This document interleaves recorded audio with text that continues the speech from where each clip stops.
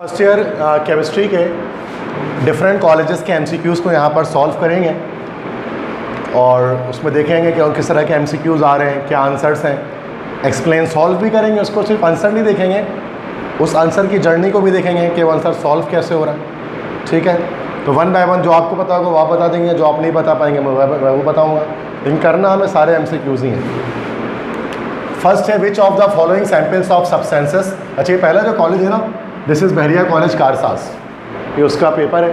ठीक है, private college है। फर्स्ट है which of the following samples of substances contains the same number of items as that of 20 gram calcium. अब इसके ये बुक का सवाल है। सिंपल ट्रिक इसकी क्या होती है, शॉर्टकट। देखो लॉन्ग कट तो उसका बहुत तरीका है करने का, शॉर्टेस्ट पॉसिबल पे बता रहा हूँ कि 20 ग्राम कैल्शियम में मोल्स कितने होंगे। तो ये क्या हो जाएगा, 20 डिवाइड बाय 40 हो जाएगा, कितना आ जाएगा, 0.5 मोल आ जाएगा। अब आपको देखना है कि इन चारों में से 0.5 मोल किस में होंगे। मास अपॉन मॉलिक्यूलर मास लगा के देख सकते हैं बेटा। तो ये हो जाएगा 20 डिवाइड बाय 32, सल्फर का 32 होता है, तो ये 0.5 तो नहीं आ रहा, ये नहीं होगा। 19.5 डिवाइड बाय 19, पोटेशियम का 19 होता है, इसका आंसर भी 0.5 नहीं आएगा।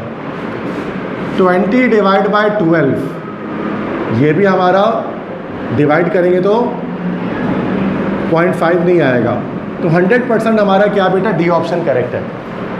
अब चूंकि ए बी सी सही नहीं है तो डी को सही होना पड़ेगा लाजमी। अब देखो कैसे, 24 डिवाइड बाय 12 कितना आ रहा है, 0.5 आ रहा है, ये that's why D option correct है। Shortest possible way. Avogadro number नहीं लगाए बैठकर इसके अंदर, डायरेक्टली मोल, चूँकि जब मोल बराबर होंगे तो एवोगाड्रो नंबर ऑफ पार्टिकल भी बराबर होंगे, ऐसे ही होता है ना। ये चैप्टर 1 से एमसीक्यूज आया बेटा आपका स्टेशियोमेट्री से। सेकंड देखते हैं, this one of the following is N intensive property. ये है chapter number 11, intensive extensive. Intensive property क्या होती है, जो इंडिपेंडेंट ऑफ अमाउंट होती है। याद आया कुछ, अमाउंट को कम या ज़्यादा करने से प्रॉपर्टी पे फ़र्क नहीं पड़ता, मैग्नीट्यूड पे फ़र्क नहीं पड़ता। ऐसा क्या है बताओ इन चारों में से। अमाउंट को चेंज करने से, मास को मतलब अमाउंट कम ज़्यादा करने से ये वैल्यू कम ज़्यादा नहीं होगी। डेंसिटी, बिल्कुल सही जवाब दिया अब्दुल मुइज़ ने, डेंसिटी। चूँकि अमाउंट पे डिपेंडेंट नहीं होती डेंसिटी, अमाउंट ज़्यादा कर दो कम कर दो डेंसिटी सेम रहती है। जैसे बर्फ़ की डेंसिटी होती है 0.92 या वाटर की डेंसिटी होती है 1 ग्राम पर ml। अब पानी एक जग में हो कि पानी एक टैंकर में हो, डेंसिटी दोनों की 1 ग्राम पर ml होती है। सही है। Third, the principle involves in the liquefaction of gas, chapter 4 क्या होता है, जूल थॉमसन इफेक्ट। इसी पर बेस करते हैं ना, लिंडेज मेथड ऑफ लिक्विफेक्शन, है ना। तो जूल थॉमसन इफेक्ट में लिक्विफेक्शन ऑफ गैस होती है। Fourth, if the radius of zinc plus two of, हाँ ये रेडियस रेशो बेटा, रेडियस रेशो एक चीज़ थी जो शायद हमने नहीं पढ़ी है, ये हमारा चैप्टर नंबर 6 का है, सॉलिड्स का है। याद रखिएगा, रेडियस रेशो बराबर किसके होता है, radius of cation divided by radius of anion. तो रेडियस रेशो निकालने के लिए क्या करते हैं, कैटाइनिक रेडियस को एनाइनिक रेडियस से डिवाइड कर देते हैं। अब देखो यहाँ पर क्या है, जिंक प्लस 2 क्या ये कैटाइन है और S-2 क्या एनाइन है। तो कैटाइन का रेडियस कितना है, 0.74 और एनाइन का रेडियस कितना है, 1.84। दोनों को डिवाइड करो कितना आ रहा है, हाँ 0.40, सी ऑप्शन आ रहा है। क्लियर है। तो ये याद रखिएगा, ये नया टॉपिक हमने नहीं पढ़ा था, भूल गए थे उसको। ये आ सकता है, ये बुक का एमसीक्यूज है, रेडियस रेशो। ठीक है। फिफ्थ है, the unit of rate constant for the first order reaction क्या हो जाएगा बेटा, मोलैरिटी इनटू सेकंड इनवर्स। ना ना ना, फर्स्ट ऑर्डर रिएक्शन है, रेट ऑफ रिएक्शन किसके बराबर होता है, फर्स्ट ऑर्डर के लिए क्या होगा, rate of reaction is equal to k multiply by reactant. ऐसे ही होता है ना, ये फर्स्ट ऑर्डर रिएक्शन हो गया ये। यस, मोलैरिटी पर सेकंड इज इक्वल टू के इंटू मोलैरिटी। मोलैरिटी से मोलैरिटी कैंसिल, तो क्या आ गया यूनिट, सेकंड इनवर्स आया, तो बी ऑप्शन करेक्ट होगा। मतलब तरीका देखें ना कैसे, रट्टा नहीं मार लेंगे उसका ये आंसर, याद रखें कैसे निकाल रहा हूँ मैं। तो आपको भी ऐसे ही याद रखना है कि ऐसे निकलता है आंसर। तो सवाल थोड़ा सा घूम फिर के भी आएगा तो आप कर लोगे, ठीक है। समझ में आ गए पाँचों MCQs? तो मसला नो इश्यूज, आगे बढ़े। नंबर 6 MCQs है, which of the following is categorised into partially miscible liquid pair. ये बुक का MCQs है। पार्शियली मिसिबल, पार्शियली मिसिबल का मतलब क्या होता है? मिसिबल का मतलब होता है soluble. Partially soluble liquid pair कौन सा है? कौन सी दो चीज़ें पूरी तरह से डिजॉल्व नहीं हो सकती आपस में, थोड़ी सी होंगी?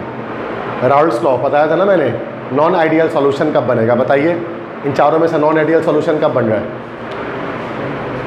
जिनका नाम में फ़र्क हो, एक जैसा नाम ना हो। यस, बिल्कुल सही जवाब। देखो सिंपल, एक मिनट, नहीं नहीं नहीं नहीं, ये सही जवाब नहीं हुआ इसका। इसका जवाब ए करेक्ट है, बेंजीन एंड वाटर। रीज़न बता रहा हूँ क्यों। मिथेनॉल और वाटर दोनों में हाइड्रोजन बॉन्डिंग है। मिथेनॉल क्या होता है? CH3OH। इसमें भी हाइड्रोजन बॉन्डिंग है, इसमें भी है। फिनॉल एंड वाटर, फिनॉल होता है C6H5OH और ये वाटर, दोनों में हाइड्रोजन बॉन्डिंग है, दोनों पानी में डिजॉल्व हो सकते हैं। इसी तरह से बेंजीन एंड टॉलुइन। अब बेंजीन टॉलुइन का स्ट्रक्चर चूँकि मैच करता है, बेंजीन ऐसा होता है, टॉलुइन इस तरह से होता है, बेंजीन रिंग के साथ CH3, तो ये भी हमारे पास पानी में सॉल्युबल होता है। लेकिन बेंजीन और वाटर में बेंजीन नॉन पोलर होता है, जबकि वाटर बेंजीन C6H6 होता है, इसमें हाइड्रोजन बॉन्डिंग नहीं है। और वाटर के लास्ट से बात की जाए तो वाटर में हाइड्रोजन बॉन्डिंग है। अब चूँकि एक में हाइड्रोजन बॉन्डिंग है और एक में नहीं है, तो इस वजह से ये पानी में पूरी तरह से सॉल्युबल नहीं होगा। बेंजीन का भी पानी में डिजॉल्व नहीं होगा, बाकी सब हो जाएंगे आपस में डिजॉल्व, ठीक है। इसको याद रखना है, पार्शियली मिसिबल कैसे बताते हैं। नेक्स्ट है 7th, this is the oxidation number of Fe iron in Fe2O3। तो निकाल लोगे, क्या निकलेगा बताओ? Fe2O3 में आता है निकालना ऑक्सीडेशन नंबर, डायरेक्टली देख लेते हैं। ये हो जाएगा Fe/2 plus O/3 is equal to 0। ये हो गया Fe/2 माइनस का 6 इक्वल टू 0। Fe बराबर हो गया 6/2। क्या आंसर 3 आ रहा है? +3, सही आंसर है, +3 होगा।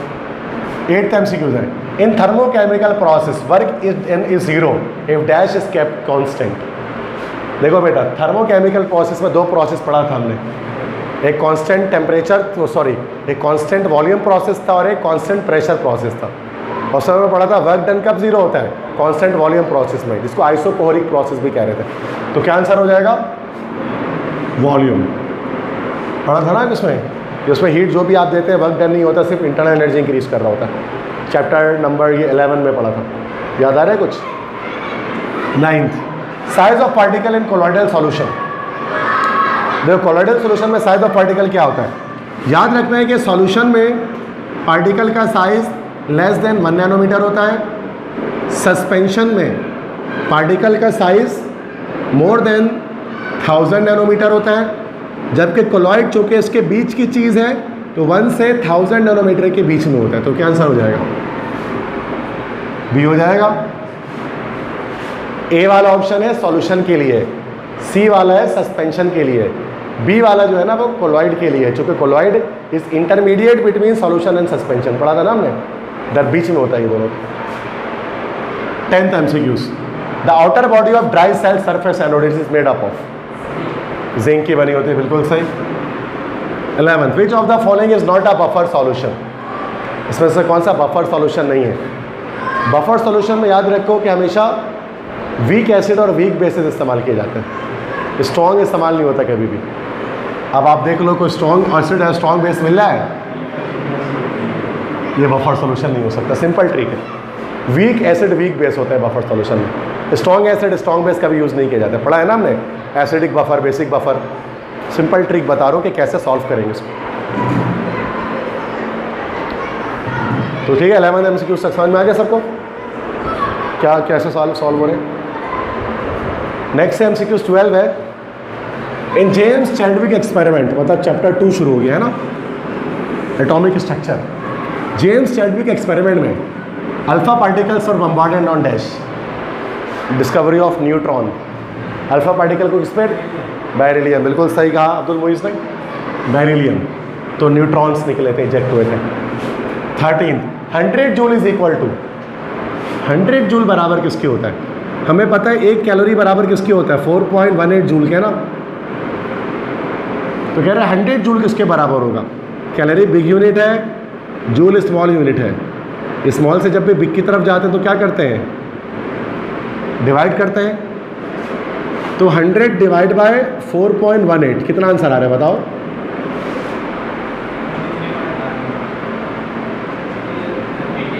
ओके सॉरी, ये तो जूल में नहीं कर रहे ना, इसको तो ATM DM क्यूब में करना है। ओके, हमने पढ़ा था 1 ATM DM क्यूब में कितने 101325 क्या होते हैं? जूल के किलो जूल होते हैं ना, इतने जूल होते हैं। तो दोबारा से यही करना है, ये हमारा बिग यूनिट, ये स्मॉल है, स्मॉल से बिग की तरफ जाना है। तो 100 डिवाइड बाय 101325 ऐसे ही होगा ना। बोलो डिवाइड कितना आ रहा है? पक्की बात है? हाँ 10 हाँ जूल में 0.325 सही। 0.986 आ रहा है, सही है ये ऑप्शन। ये भी आपका चैप्टर उसका है ना, 11 का है ना। ओके 14 है, this one is not same in Na+, Mg+2 and Al+3। ये थोड़ा सा टेक्निकल MCQs दिया, ये नया MCQ तो बुक्स आउट है। Na+, Mg+2, Al+3 में से कौन सी चीज़ सेम नहीं होगी? बताओ जरा इन चारों में से, दिमाग लगाओ। Number of shell, electronic configuration, electrons, protons, क्या चीज़ सेम नहीं होगी?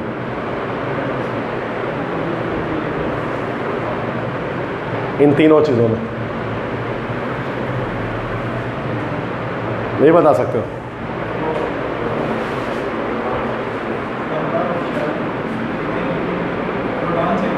नंबर ऑफ प्रोटॉन सेम नहीं होंगे, आसान सी बात है। क्यों? चूंकि एटॉमिक नंबर ही अलग है ना तीनों का, तो प्रोटॉन अलग अलग होंगे। इसमें 11 प्रोटॉन, इसमें 12 प्रोटॉन, इसमें 13 प्रोटॉन। इलेक्ट्रॉन सब में बराबर होंगे। इसमें भी हमारे पास 10 होंगे चूँकि Na+ है। Mg+2 में भी 10 इलेक्ट्रॉन होंगे और Al+3 में भी 10 इलेक्ट्रॉन होंगे। इलेक्ट्रॉन्स बराबर है। इलेक्ट्रॉनिक कन्फिग्रेशन भी सेम निकलेगी, चूँकि इलेक्ट्रॉन्स सेम है तो इलेक्ट्रॉनिक कन्फिग्रेशन भी सेम आएगी। 1s2 2s2 2p6 सेम हो गई, और नंबर ऑफ शेल भी सेम आएंगे। तीनों के पास 2-2 शेल होंगे। पहले शेल में 2 इलेक्ट्रॉन होंगे, दूसरे शेल में 8 इलेक्ट्रॉन होंगे। तो सिर्फ एटॉमिक नंबर चेंज है तो इस वजह से प्रोटॉन्स चेंज है। आसान MCQ तो मुश्किल नहीं। 15th है, the molecule which has 0 dipole moment, CCl4 बिल्कुल सही। 16th, the molar volume of oxygen gas is maximum at ABCD, क्या ऑप्शन है? C ऑप्शन होगा, बिल्कुल। लो प्रेशर और हाई टेम्परेचर जो होगा उस पर ज़्यादा वॉल्यूम आएगा। निकाल भी सकते हैं उसको हम न्यूमेरिकल से, लेकिन कॉमन सेंस वाली बात है। अगर आपसे कहा जाए बताएं कि किस पर ऑक्सीजन गैस का वॉल्यूम ज़्यादा है, तो हम देखेंगे टेम्परेचर सबसे ज़्यादा रखेंगे और प्रेशर सबसे कम रखेंगे। तो हाईएस्ट टेम्परेचर लोएस्ट प्रेशर आपको कहाँ मिल जाए? C में मिल जाए। ये शॉर्टकट है, बाकी न्यूमेरिकल से भी कर सकते हैं बट टाइम लगेगा, 5 मिनट 6 मिनट लग जाएगा।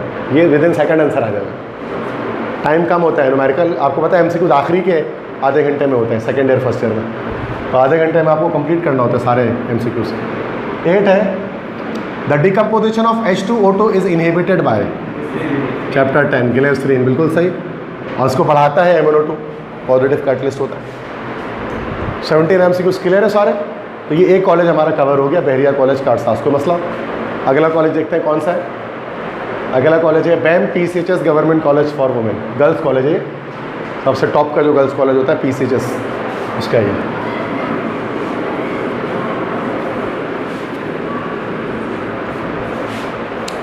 बॉयज़ का कॉलेज होता है PCHS फाउंडेशन कॉलेज, और ये गर्ल्स का होता है BAM PCHS। BAM का मतलब पता है? असल में इसकी पहली प्रिंसिपल थी बेगम आमना मजीद मलिक। B से बेगम, A से आमना, M से मजीद, M से मलिक। BAM PCHS ले गया था। PCHS का मतलब पता है क्या होता है? PCHS Pakistan employers cooperative housing society. तो Begum Amna Majeed Malik Pakistan employers cooperative housing society, इतना बड़ा नाम है इसका, तो इसलिए BAM PCHS लिखते हैं। बहुत अक्सर बच्चों को पता नहीं होता है कि क्या है। चलो हमें तो इसका पेपर में ये नहीं आएगा, पेपर में ये आएगा, MCQs आएगा, ये सॉल्व करते हैं। फर्स्ट MCQs है. Which of the following is the correct statement about effect of catalyst? Catalyst के इफेक्ट के बारे में करेक्ट स्टेटमेंट क्या है? कैटलिस्ट के बारे में 4 ऑप्शन. पहला क्या कह रहे हैं? It increases the equilibrium constant for the forward reaction. नहीं, इक्विलिब्रियम कांस्टेंट में फ़र्क डालते ही नहीं है ये. It increases the rate constant for the forward reaction. नहीं, रेट कांस्टेंट कभी नहीं बढ़ाता. सी क्या है? It increases the speed of reactant particle and therefore the rate of molecular collisions.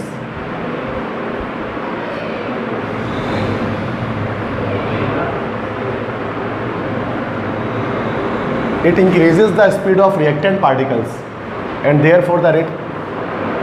ये स्पीड ऑफ रिएक्टेंट पार्टिकल थोड़ी ना बढ़ाता है, वो तो टेम्परेचर बढ़ा रहा होता है. सी भी नहीं होगी. ये ऑप्शन जो लगा हुआ है गलत लगा हुआ है. बहुत जीनियस बच्चे होते हैं, गलत आंसर लगाते हैं. आंसर नहीं देखो, ये टीचर मैंने नहीं लगाया है, ये ऑलरेडी बच्चे ने लगा कर दिया किसी. ठीक है, अक्सर गलत होते हैं. ठीक है, डी ऑप्शन करेक्ट है. It provides an alternative route for the reaction with low activation energy. पढ़ा था ना हमने, एक्टिवेशन एनर्जी को कम करके रिएक्शन को फास्ट करता है, तो उसका डी करेक्ट है. तो आउट ऑफ द MCQs है, आउट ऑफ द, तो मुश्किल MCQs लग रहे हैं मुझे, पहले ही थोड़ा सा मुश्किल आया. ठीक है, सेकंड देखते हैं. Which expression represent the solubility product of lead 2 chloride. Lead 2 chloride मतलब PbCl2. इसको देखिए ना, तो PbCl2 का क्या निकलेगा? रेट, वो expression solubility product KSP expression. ABCD बस ये बताओ ना. अब PbCl2 है ना बेटा, PbCl2 है, पानी में डालेगा तो कैसे डिकम्पोज होगा? Pb+2 अलग हो जाएगा और Cl- अलग हो जाएगा. Pb+2 Cl-2 यहाँ पर बिल्कुल सही जवाब. ये भी गलत लगाया मैंने. ठीक है, तो कोशिश करो कि अपने दिमाग से आंसर दो. मैं फिर बता रहा हूँ, ये स्टूडेंट का लगाया हुआ अक्सर गलत होता है. आप भी तो गलत ही लगा के आते हो. ऐसे ही होता है ना, सही कौन लगा के आता है? ओके, उसके बाद third, toothpaste is an example of colloid solution because it's particle dash. हाँ, तो यहाँ पर 3 में बस कि हम आउट ऑफ कोर्स लिख देते हैं. तो ये आउट ऑफ सिलेबस क्वेश्चन है, तो ये आप नहीं करें, छोड़ दें, कोई भी ऑप्शन नहीं डालते. फोर्थ है, which of the following statement is not correct about the acids. Acid के बारे में कौन सी स्टेटमेंट करेक्ट नहीं है? दे हैव सॉल्ट टेस्ट, बिल्कुल होता है. They react with base to form salt, बिल्कुल करते हैं. They turn red litmus blue, हाँ ये करेक्ट है. रेड को वो ब्लू को रेड करते हैं. इसमें सारे MCQs न्यू हैं, आउट ऑफ द, मतलब वो है ना चैप्टर है, आउट ऑफ द बुक है, तो गौर से समझिए. नेक्स्ट इसके बाद है, in the rate equation when the concentration of reactant is unity then the rate is equal to dash.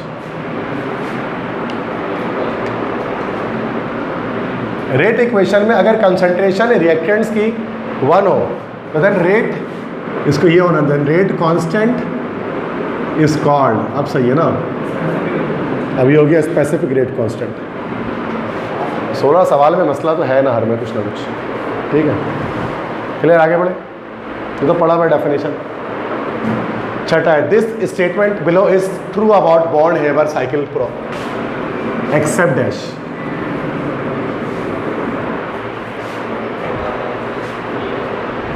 मतलब सारी बात ट्रू है बॉन्ड हेबर साइकिल के बारे में. सवाल इसके पहला क्या है? The cycle is an application of Hess law. ये बात सही है, हेस लॉ की एप्लीकेशन बिल्कुल सही है. B, it can be used to determine the lattice energy, बिल्कुल सही है.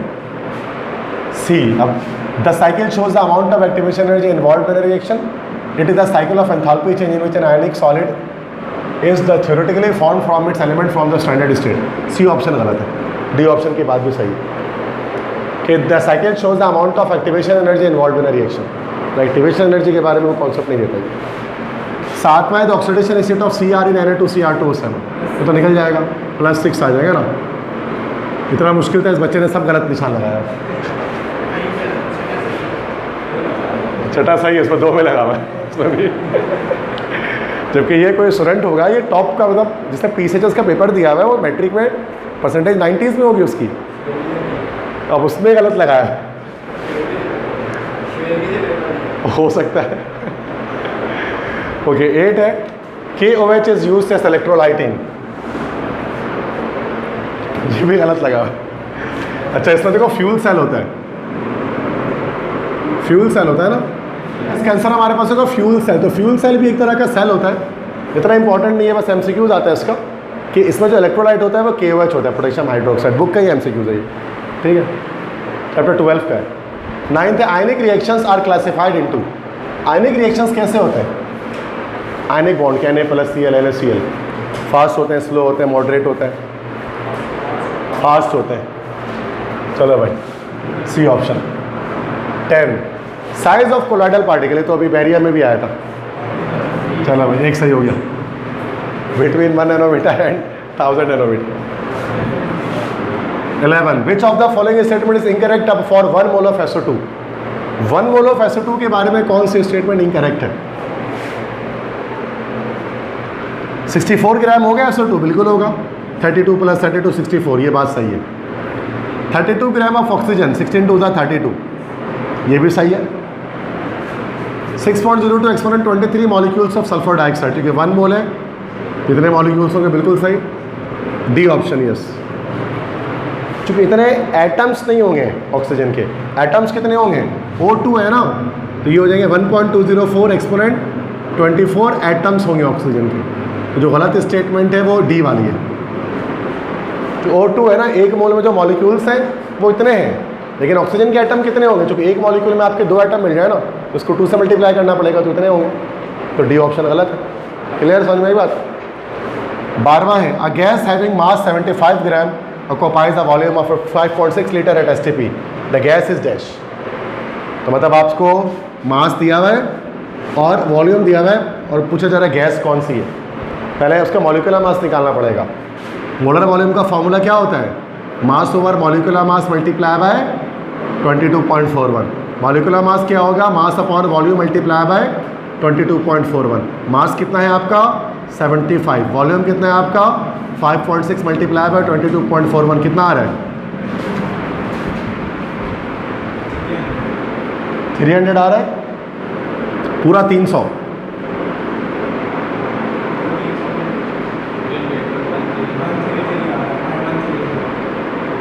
$300 आ रहा है। A gas having mass 75 gram occupies a volume of 5.6 liters at STP। तो ये तो 300 तो किसी का भी नहीं है मॉलिक्यूलर मास इन चारों में से।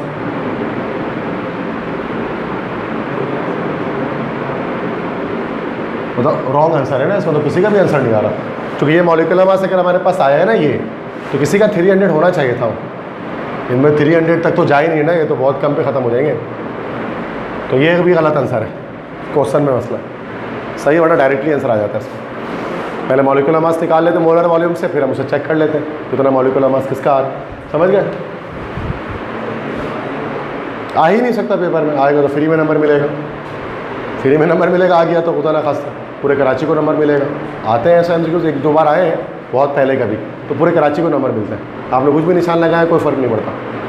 गलत MCQs के नंबर सबको मिलते हैं, लेकिन आता नहीं है, वो इतने पागल थोड़ी ना है। 10 बार चेक होता है पेपर आने से पहले, मजाक थोड़ी ना है, बोर्ड का पेपर है भाई। Okay 13 which of the following has 2 significant figure. कौन सा? D option. या डी ऑप्शन में 2 सिग्निफिकेंट फिगर है, क्योंकि स्टार्टिंग जीरोस नॉन सिग्निफिकेंट होते हैं। 14 which of the following orders with respect to relative energy is incorrect. कौन सा ऑर्बिटल का एनर्जी ऑर्डर इनकरेक्ट है? 2s कम होता है 2p से, बिल्कुल सही है, क्योंकि 1s to 2s to 2p 6। 2p कम होता है 3p से, 1s to 2s to 2p 6, 3s to 3p 6, ये भी बिल्कुल सही है। जो 2p पहले आता है और 3p बाद में आता है। 3p 3d, ये भी सही है, डी ऑप्शन करेक्ट होगा। 4d, हाँ 3s पहले आता है, 4s to 3d 10, yes. 4d बाद में आता है, 3s पहले आता है। 4d की एनर्जी 3s से कम नहीं ज़्यादा होती। आप इसको n+l से भी निकाल सकते हैं, आप चाहो तो n+l से निकाल दो। इसकी n+l वैल्यू कितनी निकलेगी? 4+2, उसकी निकलेगी 3+0, तो ये क्या हो गया? 4+2 6 और ये 3, तो 6 तो ग्रेटर देन 3 है, लेस देन 3 थोड़ी ना। ऐसे भी निकाला जा सकता है, चाहो तो आप इलेक्ट्रॉनिक कॉन्फ़िगरेशन से देख लो या आप n+l वैल्यू से देख लो, आंसर सही आएगा। 15 है, atomic number of an element is 17, it belongs to the period and group number respectively dash. 17 है, 17 का मतलब ये हमारा क्या हो गया, क्लोरीन हो गया ये हमारा। अब क्लोरीन हमारा क्या होता है, थर्ड पीरियड में होता है और ग्रुप 7 होता है, तो पीरियड थर्ड ग्रुप 7, सही है, तो पता है ना, बेसिक सवाल है। 16 है, which molecule has zero dipole moment, तो अभी पीछे चला गया CCl4, तो मसला इजी है। Coordination number of CS in CSCl। Okay, ये MCQs आपका चैप्टर नंबर 6 से है, सॉलिड से। इसमें अगर आप बुक के पेज नंबर 129 पर देखेंगे तो उसमें पेज नंबर 129 में क्या है कि एक टेबल हमारे पास बनी हुई है, इस टेबल के अंदर कोऑर्डिनेशन नंबर लिखा हुआ है 3, 4, 6, 8। तो CSCl है, सीजियम क्लोराइड, इसका कोऑर्डिनेशन नंबर लिखा हुआ है 8। ए ऑप्शन इसका करेक्ट हो जाएगा, सही है। तो ये इस वाली टेबल से इसको जो है पूछा, याद किया गया, ठीक है, बस ये चीज़ है, सही है। तो इतने इंपॉर्टेंट MCQs नहीं है ये, बस प्रैक्टिस के लिए हद तक सही है। पेपर में आने के चांसेस कम है इसके, बहुत कम है, ठीक है। इतना टफ कभी भी नहीं आता, उसको बहुत सारे बच्चे गलत करेंगे। इस बच्चे ने खुद कितना गलत लगाया हुआ आप देख लें, मतलब जबकि अच्छा कोई स्टूडेंट होगा ये PCHS कॉलेज का, जैसे आदम जी साइंस कॉलेज होता है वैसे गर्ल्स में PCHS है, तो ये टफ MCQs है।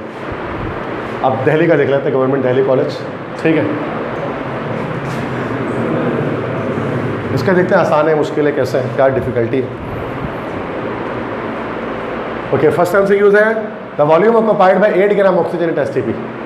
निकालना पड़ेगा, कैसे निकलेगा, 8 डिवाइड बाय ऑक्सीजन गैस है ना, 32 मल्टीप्लाई बाय 22.41, कितना निकला, 5.6 आ रहा है, ओके, सही है। सेकंड है, the relative atomic mass of chlorine is 35.5, what is the mass of 2 moles of chlorine gas.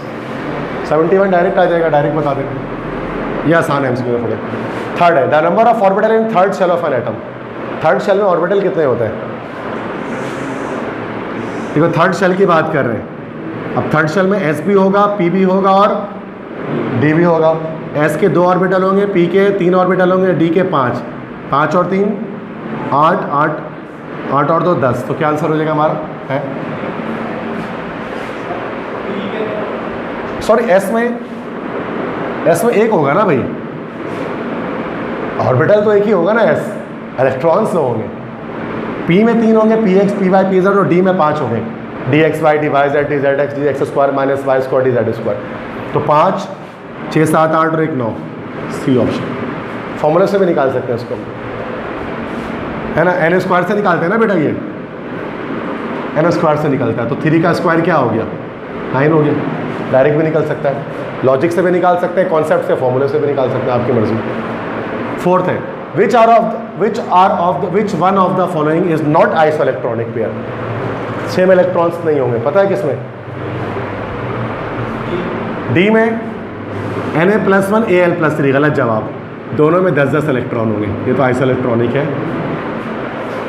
Abdul boys ने गलत जवाब दिया, इनका ताल्लुक है गवर्नमेंट दिल्ली साइंस कॉलेज से, और इन्होंने गलत जवाब दे दिया। और बताए, अब बच गए ABC।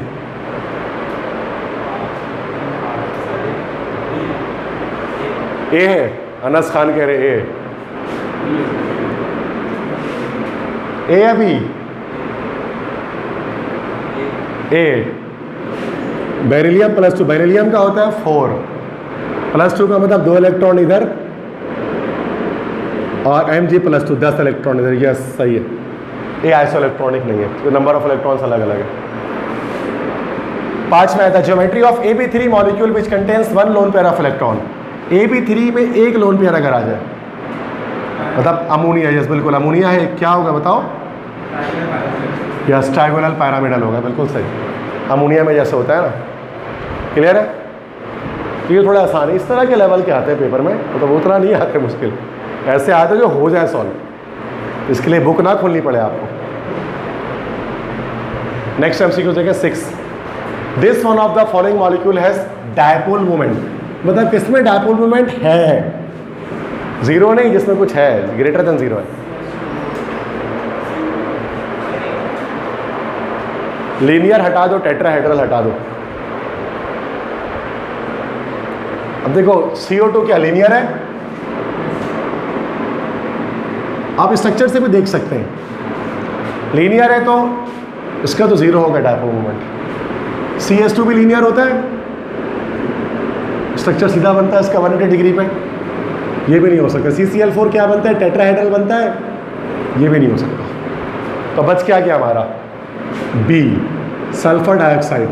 इसका स्ट्रक्चर जब आप देखोगे ना तो बेंड टाइप का होता है, क्योंकि सल्फर के पास एक लोन पेयर होता है जो एंगल को बेंड कर देता है।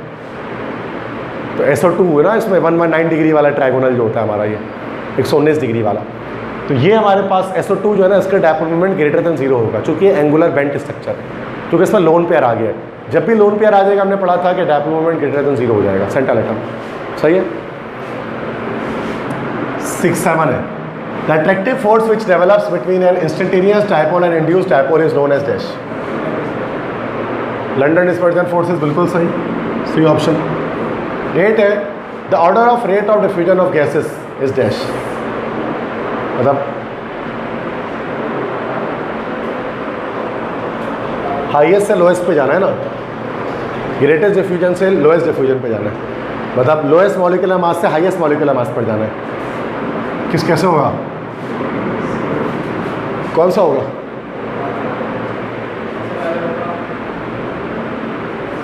देख लेते हैं ना, अमोनिया। हाँ, ये हो गया 17, ये हो गया हमारा 64, ये हो गया 71, ये 44। ऑर्डर गलत हो गया, एंड में जाके गलत हो गया। सीक्वेंस चलना चाहिए, लोएस्ट से हाईएस्ट की तरफ जाना है। ये हो गया हमारा 14 + 3 17, 44, 64, 71, करेक्ट हो गया। ऐसे ही पता लगता है ना ऐसे। तो इसकी ये मतलब आपकी अमोनिया की डिफ्यूजन ज़्यादा है कार्बन डाइऑक्साइड से, कार्बन डाइऑक्साइड किसकी ज़्यादा है?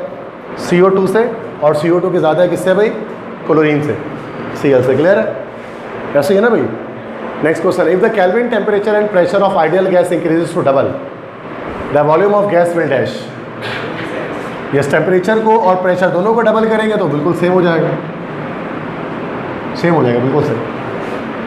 10 है। 2 solids having the same crystal structure, ये चैप्टर नंबर 6 से है, आइसोमॉर्फस, बिल्कुल सही। 11th है। Kc expression for this reaction. Kc का एक्सप्रेशन निकालो, ऑप्शन सी, बिल्कुल सही। 12th, in this reaction ammonia क्या है इस रिएक्शन में? NH3, acid base conjugate, acid conjugate base, बिल्कुल बेस है, सही कह रहे हो, चुके H+ एक्सेप्ट कर रहा है। Conjugate acid conjugate base right side पे होता है, लेफ्ट साइड पे नहीं होता। 2A, ये बन रहा है प्रोडक्ट। अच्छा, ये सवाल था, सही है।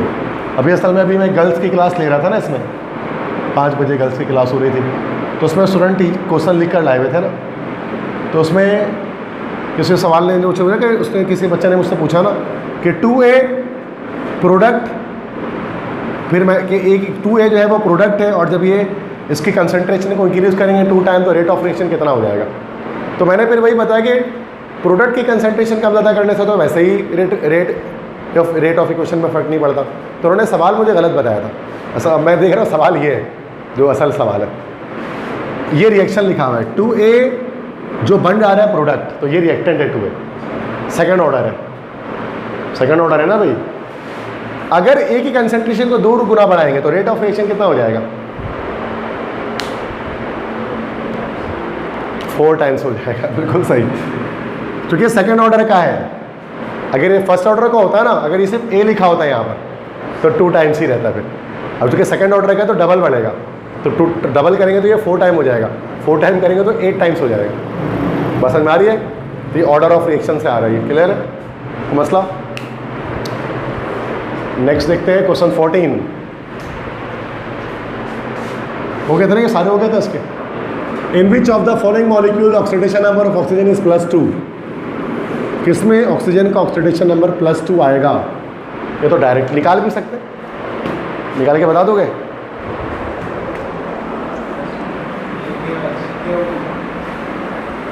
KO2 में, गलत जवाब, माइनस हाफ आएगा इसमें भाई, ये तो होगा ही नहीं, सुपर ऑक्साइड बन जाए। गलत जवाब अब्दुल हादी ने दिया, डीजे साइंस कॉलेज से ताल्लुक है इनका, तो ये गलत जवाब दे रहे। Mg कहाँ से हो जाएगा, -2 होगा, और CO2 बचा। अरे अल्लाह के बंदो, तुम लोग को ये नहीं आ रहा करना। OF2 है ना, equal to 0, O multiply O plus F multiply by 2 equal to 0, O plus -1 into 2 equal to 0, O -2 equal to 0, O is equal to +2। तो किसमें है ऑक्सीजन +2? इसी में है। इसमें तो लोग पता नहीं क्या क्या बता रहे हो। 15 concentrated solution of KOH is used as electrolyte in, अभी तो गया, क्या आंसर था, फ्यूल सेल। 16 है, which of the following is an endothermic reaction, endothermic कौन से, जिसमें हीट एनर्जी एब्जॉर्ब हो रही,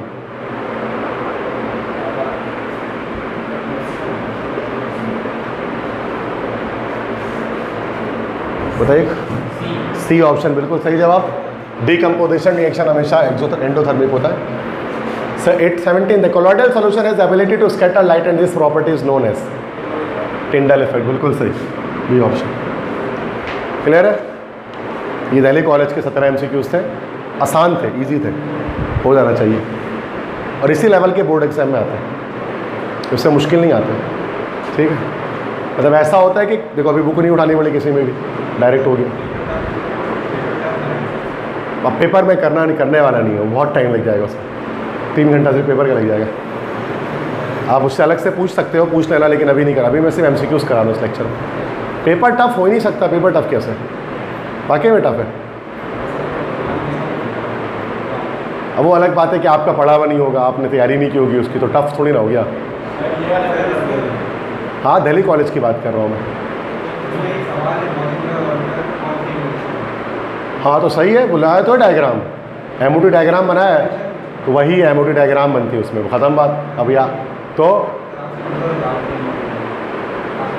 लो, कब पूछा था पता नहीं, वही है MOT डायग्राम है वो, मतलब आपको पता नहीं था, वही कर, तो मुश्किल थोड़ी ना हुआ पेपर, ये बस पेपर मुश्किल दिल्ली कॉलेज में बनता ही नहीं है, आसान बनता है। क्लियर है। नेक्स्ट ये जिना कॉलेज, तुम्हारा कॉलेज का दिया था पेपर, नहीं दिया था, चलो याद है। तो जिना गवर्नमेंट कॉलेज नाज़िमाबाद का है, एक पेपर केमिस्ट्री पार्ट 1, क्योंकि अक्सर देखो आदम जी का, डीजे का हो गया, आदम जी का हो गया, फॉरमैन का हो गया, इसका मैंने सॉल्व करके डाला हुआ ऑलरेडी। अब ये जो बच गया ना, जो सॉल्व होने से, बस वो सॉल्व करा रहा हूँ, वरना आदम जी, डीजे, दिल्ली, प्रैक्टिकल सेंटर, ये सब सॉल्व हुआ है, ठीक है। बस ये कुछ एक्स्ट्रा कॉलेज है, इसलिए जिना कॉलेज का भी करा दे रहा हूँ, वरना मैं कराता नहीं हूँ अक्सर, ठीक है। तो फर्स्ट है the number of moles in 1.12 DN³ of carbon dioxide gate at STP is dash, 0.05 निकाल लिया, सही निकला है, सही हो गया। The shape of p orbital, बहुत आसान, डम्बेल, बिल्कुल सही। Third, values of quantum number for 2p orbital, n की वैल्यू तो 2 निकलेगी, p की वैल्यू क्या निकल जाएगी, 1 निकल जाएगी, l के लिए, तो n = 2, l = 1, B A option होगा, आता है ना ये। चौथा है which of the following molecule has the greatest bond angle, highest bond angle किसमें होगा, 180 डिग्री हाईएस्ट होता है, लीनियर कौन है, CO2, बिल्कुल सही जवाब। हाइब्रिडाइजेशन ऑफ कार्बन इन, ये क्या है, CO3 - 2,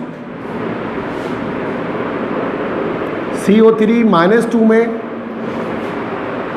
कार्बन की हाइब्रिडाइजेशन, ये आया ना सवाल आउट ऑफ द बुक, ठीक है।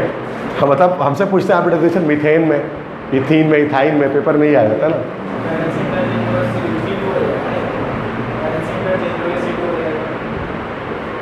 हाइब्रिडाइजेशन पूछ रहे हैं, स्ट्रक्चर देखेंगे ना बेटा, कार्बन है, 3 तरफ ऑक्सीजन है, और कार्बन के पास लोन पेयर इसके अंदर एक भी नहीं है, तो ट्राइगोनल स्ट्रक्चर बना ना इसका, तो ये हमारे पास 120 डिग्री का बना, तो क्या हो गया ये ट्राइंगल टाइप का। ट्राइगोनल में क्या होता है, sp2 हाइब्रिडाइजेशन होती है, तो इसका आंसर हमारे पास sp2 होगा, क्योंकि शेप हमारा ट्राइगोनल पेनर बन रहा है, 3 बॉन्ड पेयर आ गया ना तीनों तरफ, तो ये sp2 हाइब्रिडाइजेशन हो जाएगी। तो ये थोड़ा सा टफ MCQ है इसका। क्लियर है? 6 है, this gas has the least rate of diffusion at a given temperature and pressure. इस गैस के रेट ऑफ डिफ्यूजन सबसे कम होगा। सबसे कम होगा मतलब सबसे हैवी, सबसे भारी कौन सा मॉलिक्यूल होगा? रेडॉन, केप्टॉन, ठीक है, आर्गॉन, नियॉन। नीचे नीचे वाले चेक करते हैं, नीचे नीचे वाले, नियॉन, आर्गॉन, केप्टॉन, रेडॉन। यार ये तो ऐसे ही हो गया। हिना और करीना का एक्सरे, टॉप से बॉटम जाएंगे तो एटॉमिक मास तो बढ़ना ही है।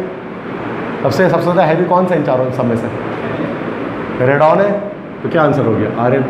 समझ गए क्या ट्रिक निकाला? 8 ग्रुप के सारे थे ना ये। 7 में, absolute temperature is double and pressure is increase to 4 time the volume will dash. Temperature को हाफ हो जाएगा, बिल्कुल सही, ए ऑप्शन। 8 है, capillary action of liquid is due to surface tension, बिल्कुल सही। 9th, KC is very small. KC बहुत छोटी होगी अगर तो क्या होगा? रिएक्शन शुरू होते साथ ही खत्म हो जाएगा? नहीं। केसी वेरी स्मॉल का क्या मतलब है? केसी क्या होता है? Product upon reactant. केसी बहुत छोटी कब होगी? जब रिएक्टेंट ज़्यादा होगा ना।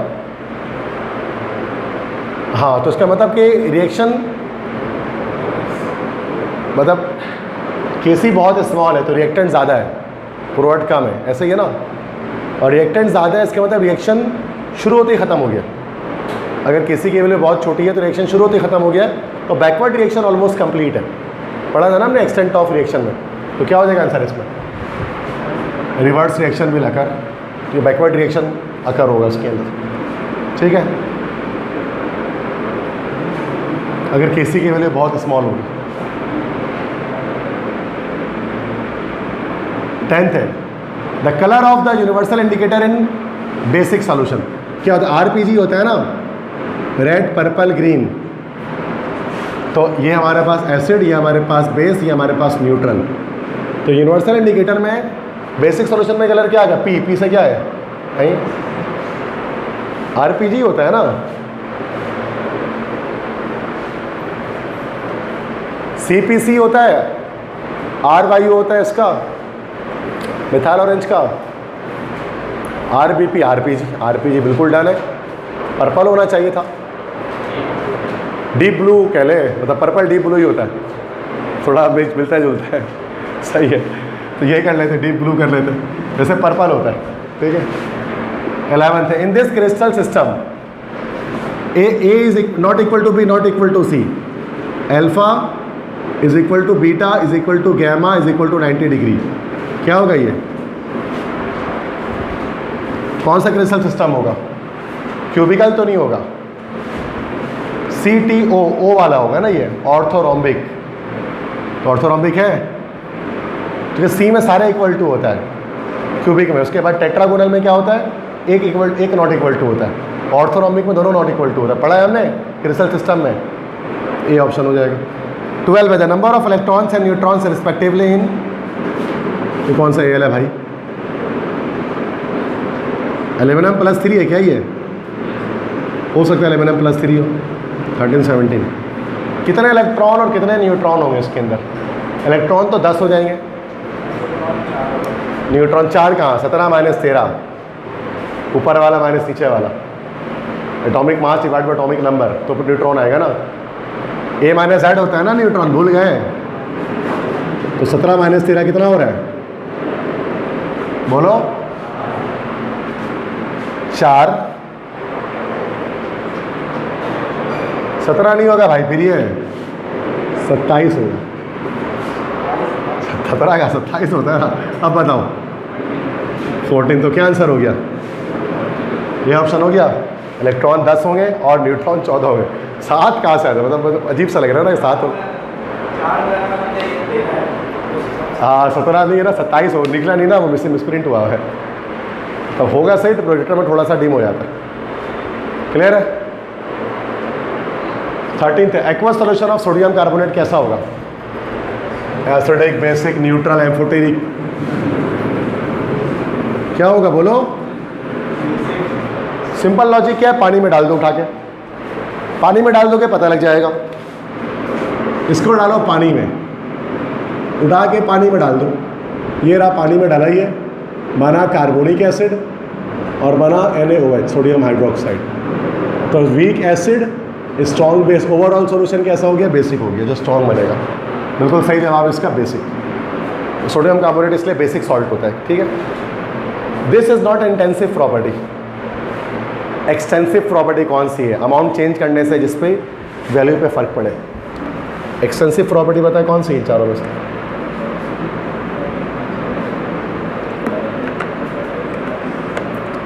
विस्कोसिटी,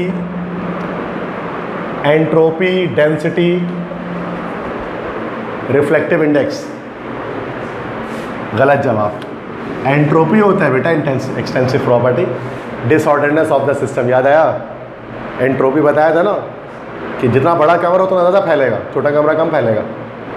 तो डिसऑर्डरनेस बढ़ती है अमाउंट बढ़ने से। रेत का किला छोटा बनाओगे जल्दी नहीं बिखरेगा, बड़ा किला बनाओगे ज़्यादा पार्टिकल डिसऑर्डर होंगे उसके। Entropy, disorderness of the system. 15 है photochemical reactions which proceed only under influence of light, out the order 0 order है तो आसान है। The mixture forms a buffer solution, कौन सा मिक्सचर बफर सॉल्यूशन है? एसिटिक एसिड, और ये अमोनियम एसीटेट नहीं होता, सोडियम एसीटेट होता, तो ये नहीं होगा। एसिटिक एसिड, सोडियम एसीटेट, ये है ना buffer solution. CH3COOH plus CH3COON है।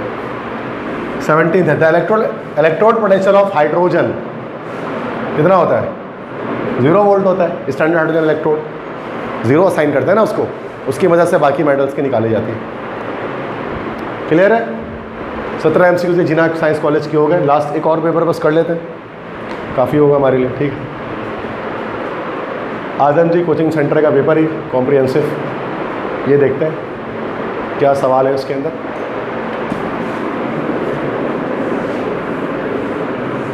दिख रहा है सबको पेपर? फर्स्ट क्या है? The difference of potential created between a metal and solution is called, यह तो हमारा सिंपल इलेक्ट्रोड पोटेंशियल कहलाता है। इलेक्ट्रोड पोटेंशियल की एक अदर डेफिनेशन है।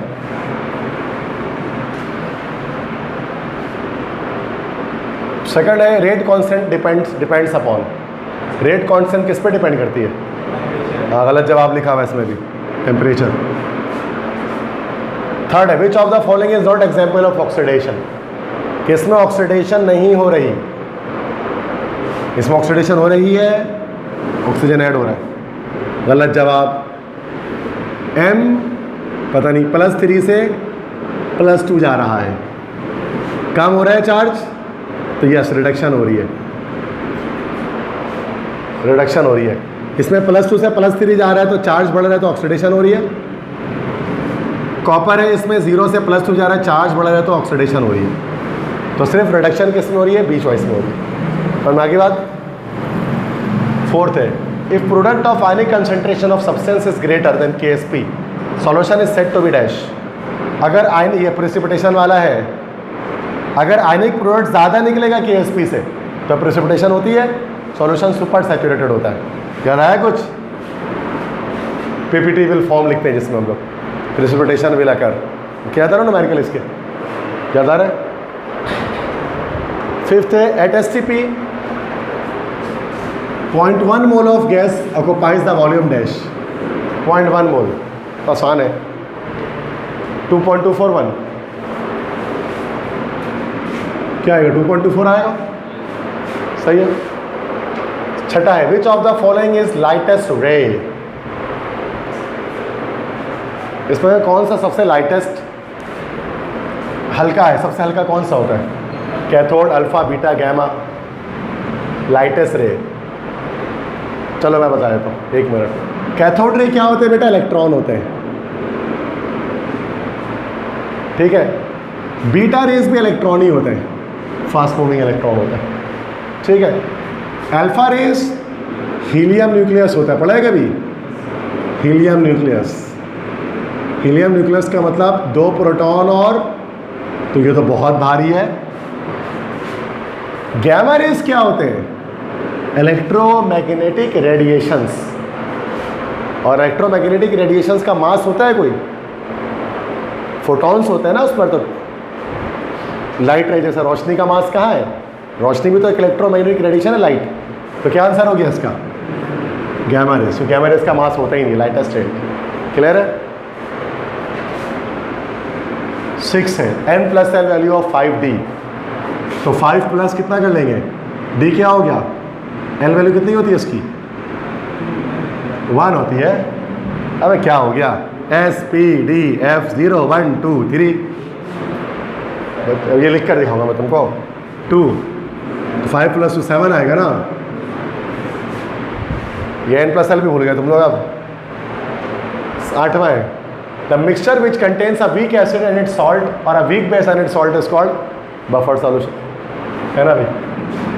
9th है, which is the what is the pH of the solution if pOH is 14, दोनों को 14 मिलेगा ना तो 4 आ जाएगा, कॉमन सेंस वाली बात है, पता है ना। ये oxidation number of n in NCl3 direct निकाल लें, ये -3 हुआ तो ये +3 निकल गया, आता है ना निकालना। 11, which of the following contain less number of molecule, सबसे कम मॉलिक्यूल किसमें होगा, जिसमें मोल सबसे कम होगा, मोल सबसे कम ढूंढ लो। 98 डिवाइड बाय 98 1 आ गया, 64 डिवाइड बाय 32 2 आ गया, तो ये तो कम से कम नहीं होगा, इससे कम तो इसका CD भी देखेंगे। लेकिन 48 gram of methane, 48 divide by 16, ये वाले तो 2 से भी बड़ी आ रही होगी भाई, कट गया। 10 डिवाइड बाय 2, तो ये तो 5 आ रही है। तो सबसे कम नंबर ऑफ मॉलिक्यूल किसमें होंगे, जिसमें मोल कम उसमें मॉलिक्यूल कम, शॉर्टकट तरीका है ये। फोटोकेमिकल रिएक्शंस कैसे होते हैं, 0 ऑर्डर, बिल्कुल सही। विच of the following has least value of viscosity, सबसे लेस विस्कस, सबसे कम गाढ़ा कौन सा होगा, जिसकी इंटरमॉलिक्यूलर फोर्स सबसे वीक होगी। सबसे कम इंटरमॉलिक्यूलर फोर्स किसकी होती है, सबसे वीकेस्ट, बोलो। अल्कोहल, हनी तो नहीं होगा, बिल्कुल सही। वाटर, अल्कोहल और मर्क्यूरी, बिल्कुल सही, अल्कोहल में सबसे लीस्ट वैल्यू, सही जवाब। हाइड्रोजन बॉन्डिंग होगी लेकिन कम होगी वाटर के मुकाबले में। 14 है, which of the following substance contain coordinate covalent bond, इसमें से कोऑर्डिनेट कोवेलेंट बॉन्ड किसमें होगा, वाटर में। दिमाग खराब हो गया, वाटर तो है ही नहीं, वाटर कहाँ है, H3O+ लिखा, हाँ, dative bond, coordinate covalent bond किसमें होगा,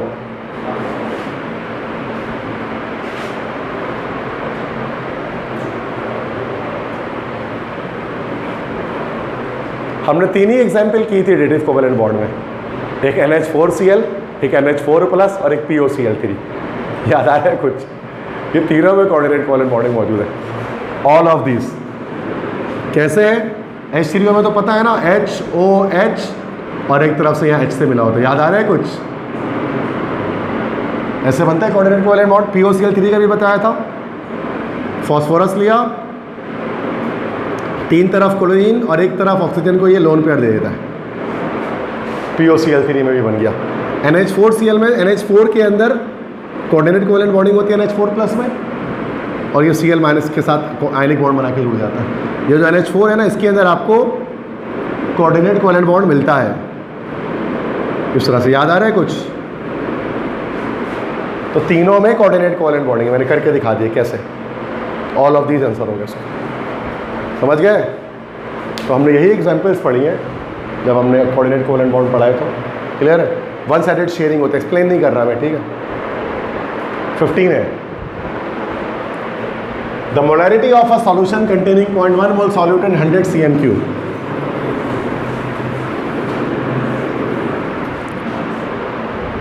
मोलैरिटी का फॉर्मूला क्या होता है, मोल्स पर DM³ होता है ना भाई, तो मोल है 0.1 और DM³ कितना 100 है, तो 0.1, तो कितना आ जाएगा इसका, 1 मोलर आ जाएगा, बिल्कुल सही। That value of dash can not be equal to 0, कौन सी वैल्यू 0 नहीं हो सकती कभी, टेम्परेचर 0 हो सकता है किसी भी चीज़ का, हो सकता है 0 डिग्री सेंटीग्रेड, कभी कभार किसी भी चीज़ का भी हो सकता है, तभी तो बर्फ़ बनता है। रिडक्शन पोटेंशियल 0 हो सकती है, बिल्कुल हो सकती है, हाइड्रोजन की होती है, रिडक्शन पोटेंशियल भी जीरो होती है, ऑक्सीडेशन पोटेंशियल भी जीरो होती है, तभी तो स्टैंडर्ड है। ऑर्डर ऑफ रिएक्शन जीरो हो सकता है, फोटोकेमिकल रिएक्शन का होता है, तो क्या आंसर हो गया हमारा? ये कभी जीरो नहीं होती है, इसकी वैल्यू तो हाई होती है, लो होती है, जीरो नहीं होती है।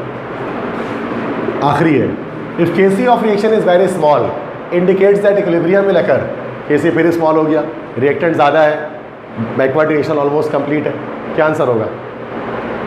मतलब ऐसा ही है ना कि रिएक्टेंट प्रोडक्ट में कन्वर्ट हो रहा है, केसी की वैल्यू कम है, मतलब रिएक्टेंट ज़्यादा है और प्रोडक्ट कम है, क्या होगा आंसर? लो प्रोडक्ट कंसंट्रेशन आ जाएगा। ठीक है, तो ये हमारा जो है वो आदम जी कोचिंग सेंटर का कॉम्प्रिहेंसिव पेपर हो गया।